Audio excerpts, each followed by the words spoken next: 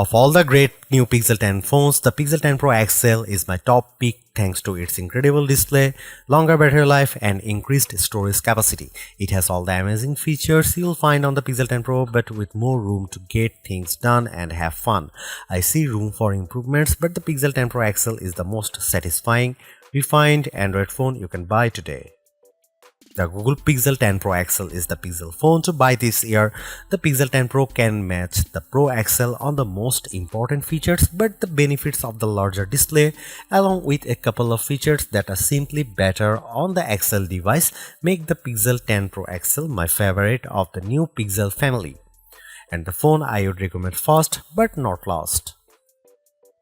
I feel confident recommending the Pixel 10 Pro XL above the rest and above any other Android phone you can buy right now because I spent the last year using the Pixel 9 Pro as my primary work phone.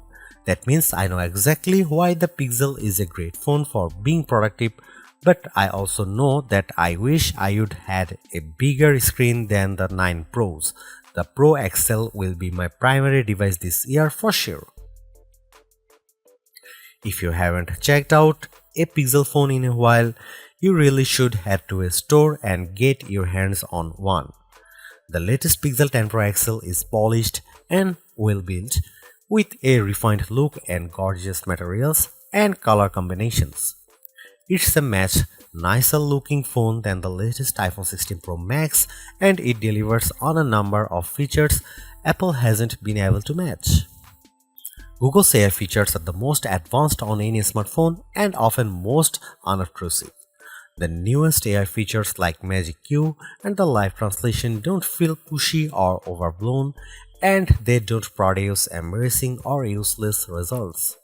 Google is pushing AI into the background as a silent helper where it should be.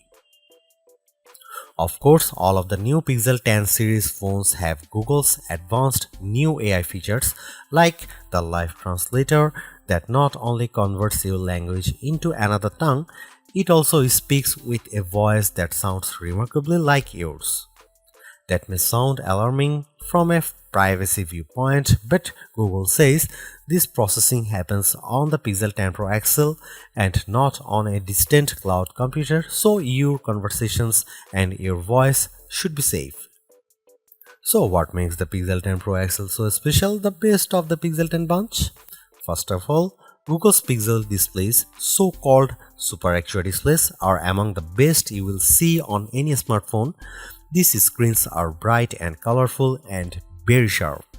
When the screen is this good, I want as much screen as I can get, so I prefer having the larger XL display at 6.8 inches. It's 0.5 inches bigger diagonally than the Pixel 10's display, and that equals 13 square centimeters of extra screen space.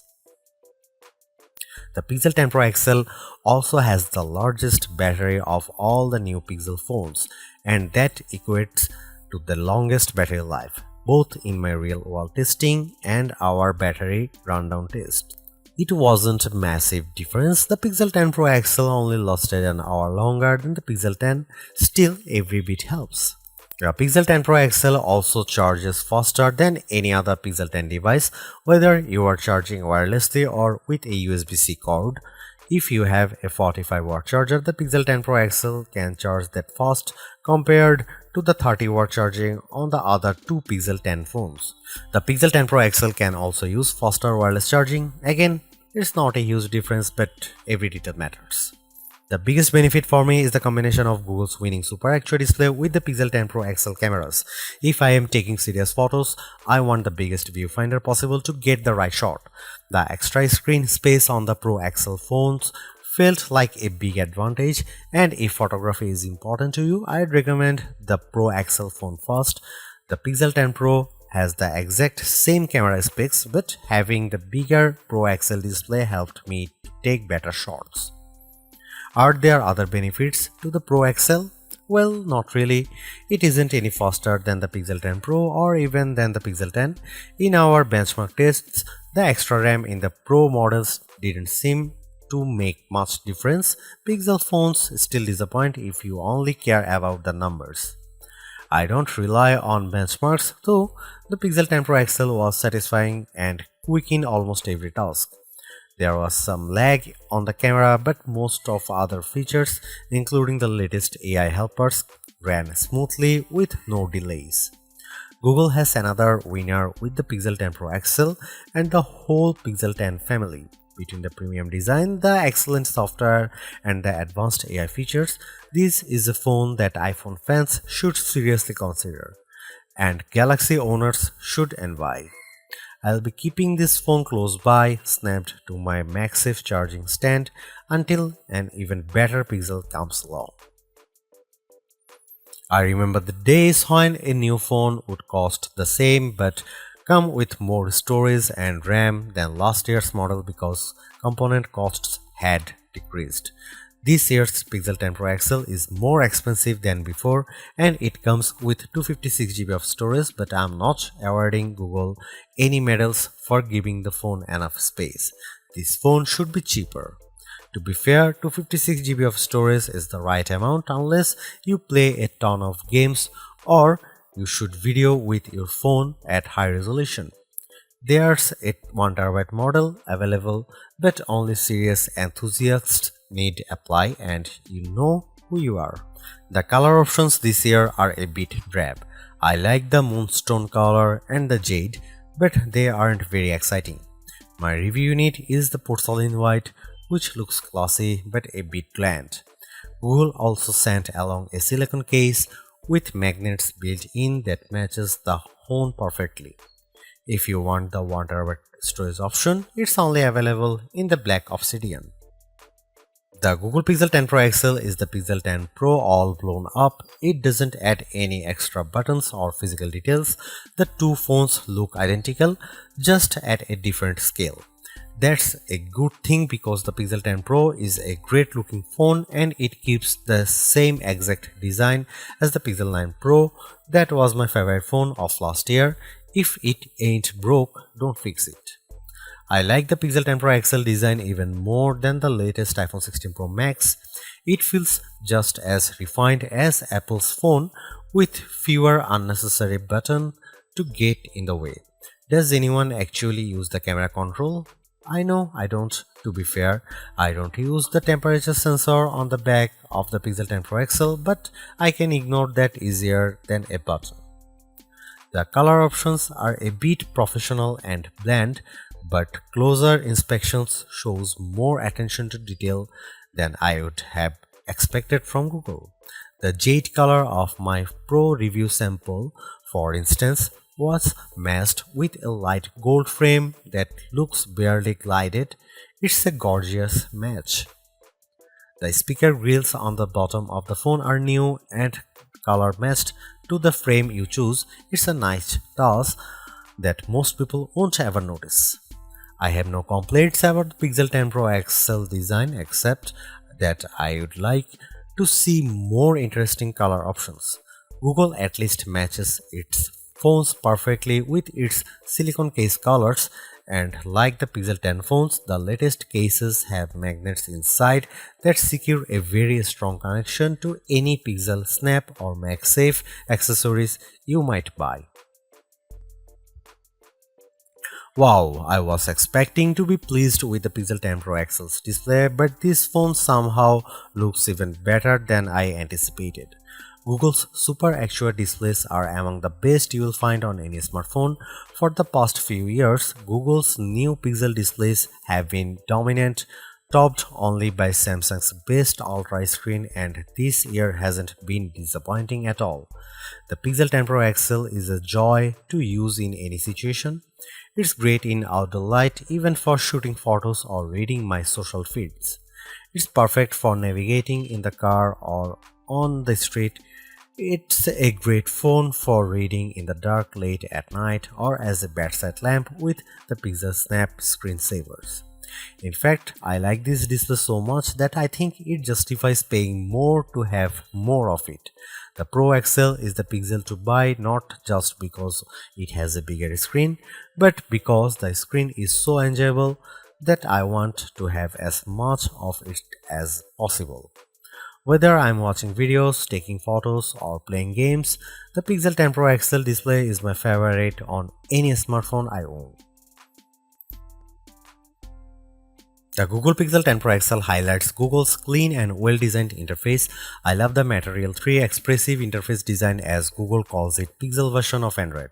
It's friendly without feeling cartoonish, and it packs plenty of useful widgets and tools that are easy to manage and don't hog my attention. With so much screen space, it was a joy to create AI wallpapers and populate my home screen with Google's sleek widgets. I let the phone set all of my icon and widgets colors to match my wallpaper, creating a unified theme, and the phone darkened the colors as the day went on, finally flipping to dark mode after sunset. That's the best of Pixel, a well-designed interface filled with just enough useful features to make the phone a tool you always want in your pocket. The Pixel 10 Pro XL will definitely remain my primary work phone after this review is published. It gives me simple customization and shortcuts that removes the clutter of apps from my home screen and surface just the information I need. I wish iOS was better at this. The Pixel 10 Pro XL also has some of the most useful AI features you'll find on a phone, and I am a big fan of Google's call screening tools. I can let Google AI answer when an unknown number calls, and it will give me a text transcript of whether my caller says, then I can decide whether to answer the call or not. This feature is only available on Pro Pixel models, and it's worth the upgrade if you take a lot of calls. Apple lets you make a contact card for yourself that will accompany your phone number when you share your details. Google lets you make the contact card for your contacts instead of having them do the work. That seems like a better solution since not everybody owns an iPhone and Apple's contact card don't work across platforms. Even Google's Daily Hub is more useful than other attempts I have seen. Samsung, Motorola, and now Google all offer a homepage for your personal information gathered and summarized by AI. On my Galaxy S25 Ultra, the now brief page has been useless at best and oddly flippant at worst. On the Pixel 10 Pro XL, the Daily Hub offers more useful information, links I actually enjoy, and easy access to more information. There are still some odd and off-putting AI features, usually generative AI tools. The Recorder app, for some odd reason, offers a generate a musical background for your recordings. I don't really need a pop metal soundtrack for my business interviews. Thanks. Still, it's easy to ignore these oddities, and Google mostly doesn't shove its AI in your face. The Pixel 10 Pro XL and the Pixel 10 Pro have identical camera lenses and sensors, but I am calling the Pro XL the better camera phone because of the larger display and longer battery life. Both of those attributes are features that camera buyers look for, and they make a difference when shooting the pixels. The photos I got from the Pixel 10 Pro XL were fantastic, perhaps the best I have seen on any camera phone. The Pixel 10 Pro XL took photos with very accurate colors and plenty of details at every focal range. For night photography, it was no contest. The Pro XL took pics that looked like I had a professional flash gun attached, while the iPhone shots looked much darker and lacked focus. You can see plenty of AI help in the photos, but usually the results don't look fake or off-putting. The only downside to Pixel photography is Google's camera app. It's a nightmare. It's hard to use with settings that seem to conflict with each other. Adjust one setting like changing from 12 megapixel to 50 megapixel resolution, and a handful of other settings suddenly go dark without warning. Here you can see some camera samples of the new Google Pixel 10 Pro XL.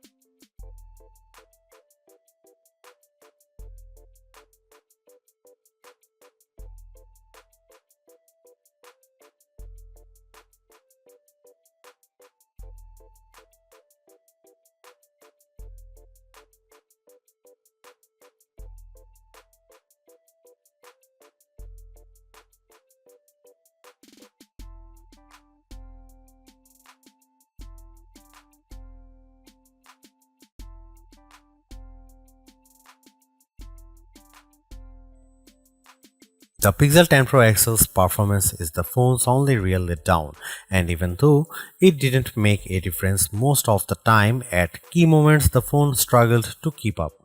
The gap between Pixel performance and the rest of the smartphone world isn't shrinking, it's getting bigger and uglier every year. The Pixel 10 Pro XL had no trouble navigating the Android menus and launching apps as quick as can be, but not every feature was so smooth. I had trouble in the camera app, especially when I changed to the higher 50 megapixel resolution. The camera sometimes stalled after I hit the shutter button and made me wait for a few moments until I could snap my next shot. That's a huge disappointment, and I don't know any other phone outside cheap bargain options that fails to perform basic tasks this manifestly. I can press the shutter button on my OnePlus 13 as fast as my finger can fly, and it never misses a beat, likely thanks to the Qualcomm Snapdragon 8 Elite chipset inside. Qualcomm has a superior platform this year, and phone makers who don't use the latest Elite options are being left behind in more ways than one. I no longer think the Tensor G5 is good enough for the Pixel 10 Pro XL. It isn't. It can't keep up with the latest Android software and features, and it's time for Google to rethink its platform strategy. Google's made a few but effective upgrades to the Pixel 10 Pro XL. It's a masterclass in efficiency, changing and improving just enough to stay almost the top of the pack in the most areas. The display's brightness is unmatched, and the camera's ultra-wide perhaps aside offer a balanced natural look that I can see a lot of people liking. It's unfortunate the Pixel 10 series is still the lowest powered of the flagship phones on sale today and lags behind its main rivals on battery efficiency. Hopefully, access to Google's latest AI tools makes up for that for anyone who decides to take the plunge, although perhaps give it a couple of months if this is your primary reason. Hopefully by then the seemingly incomplete Magic Q and the preview version of the camera coach will have been made whole. The Galaxy S25 Ultra may still be a better pick for you if you want more power and power efficiency from your phone. The Pixel 10 Pro may also be a better fit than the XL, considering you only sacrifice display size and battery life for a cheaper phone that's otherwise just as capable as its large sibling. But the Pixel 10 Pro XL is the most capable of competitive of Google's latest batch of phones. If you are buying a phone right now and want best-in-class software combined with top-tier hardware, this Pixel is probably the one to pick.